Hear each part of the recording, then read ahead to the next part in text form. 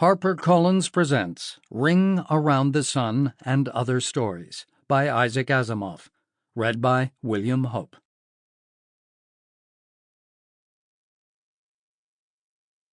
Marooned off Vesta. "Will you please stop walking up and down like that?" said Warren Moore from the couch. "It won't do any of us any good. Think of our blessings. We're airtight, aren't we?" Mark Brandon whirled and ground his teeth at him. "I'm glad you feel happy about that," he spat out viciously.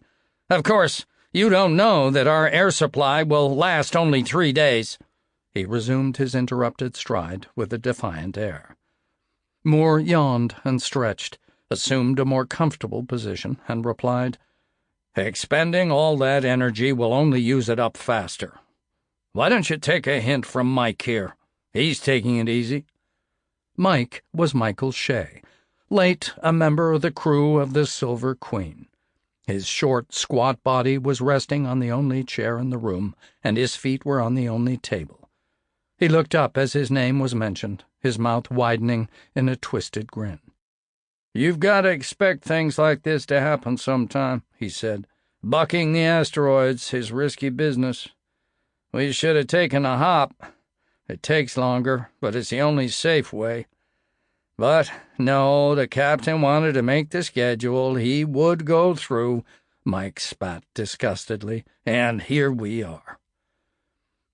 "What's the hop?" asked Brandon. "Oh, I take it that friend Mike means that we should have avoided the asteroid belt by plotting a course outside the plane of the ecliptic," answered Moore. "That's it, isn't it, Mike?" Mike hesitated and then replied cautiously, "Yeah, I guess that's it." Moore smiled blandly and continued, "Well, I wouldn't blame Captain Crane too much. The repulsion screen must have failed 5 minutes before that chunk of granite barged into us. That's not his fault, though of course we ought to have steered clear instead of relying on the screen." He shook his head meditatively. "The Silver Queen just went to pieces. It's really miraculously lucky that this part of the ship remained intact. And what's more, airtight."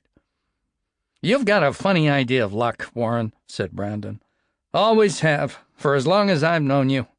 Here we are in a 10th part of a spaceship comprising only 3 whole rooms with air for 3 days and no prospect of being alive after that, and you have the infernal gall to prate about luck." "Compared to the others who died instantly when the asteroid struck, yes," was Moore's answer. "You think so, eh?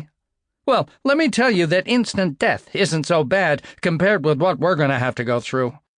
Suffocation is a damned unpleasant way of dying." "We may find a way out," Moore suggested hopefully. "Why not face facts?" Brandon's face was flushed and his voice trembled. "We're done, I tell you. Through." Mike glanced from one to the other doubtfully and then coughed to attract their attention. "Well, gents, seeing that we're all in the same fix, I guess there's no use hogging things." He drew a small bottle out of his pocket that was filled with a greenish liquid. "Grade A Jabra, this is. I ain't too proud to share and share alike." Brandon exhibited the first signs of pleasure for over a day. "Martian Jabra water? Why didn't you say so before?" But as he reached for it, a firm hand clamped down upon his wrist. He looked up into the calm blue eyes of Warren Moore. "Don't be a fool," said Moore. "There isn't enough to keep us drunk for 3 days. What do you want to do?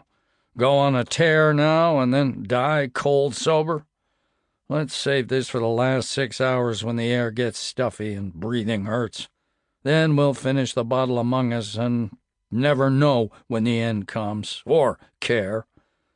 Brandon's hand fell away reluctantly. "Damn it, Warren, you'd bleed ice if you were cut. How can you think straight at a time like this?" He motioned to Mike, and the bottle was once more stowed away. Brandon walked to the porthole and gazed out.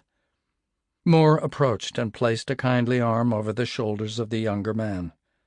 "Why take it so hard, man?" he asked. "You can't last at this rate. Inside Sample complete. Ready to continue?